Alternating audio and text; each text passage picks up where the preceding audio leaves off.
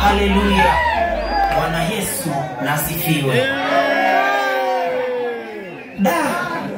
Ibada sio ibada tena. Enyi Wagalatia, hivi nani kawaroga? Wakubwa kwa wadogo wote ni hali moja. Mmevaa minyororo iliyojawa na laana, ndio maana mweleweki wala hamsomeki. Hadi ndani ya kanisa mnazicheza kalata, wahubiri wako kimya hawawezi kukemea. Hasa nyinyi makasisi kwenu tuna wasiwasi, tufundisheni kweli ili mtuweke wazi, wala sio kutufumba kwa kutupaka mafuta, mkitumwagia maji tena sio uponyaji. Kumbe ndizo pepo mnahitaji malipo kwa njia ya sadaka pia nayo zaka, mkanunue magari ili muishi kifahari kutoka kwa mafukara tena wa hali ya chini.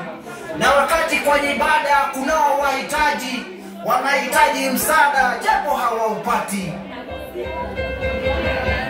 Najua yapo mengi hawezi ukamini, kutoka kwa waumini, Jumapili kanisani, Biblia vifuani, Qur'ani mikononi. Kumbe ni mapulitenda wanajua kuigiza, na tena wayatendayo ni kinyume na maandiko.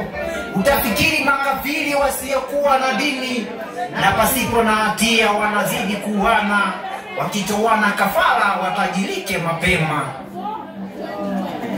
Pia ni masnichi wamekosa adabu, wanatembea uchi mbele ya madhabahu, na soga wanapiga, usingizi wanachapa, hadi Mungu anashangaa watu wake kupotea. Na shetani anacheka maovu kuongezeka, maradufu ya Sodoma pia na Gomora. Japo Nuhu aliwakanya wao wakapuuzia, malaika wakatumwa na wakazi wakamaliza.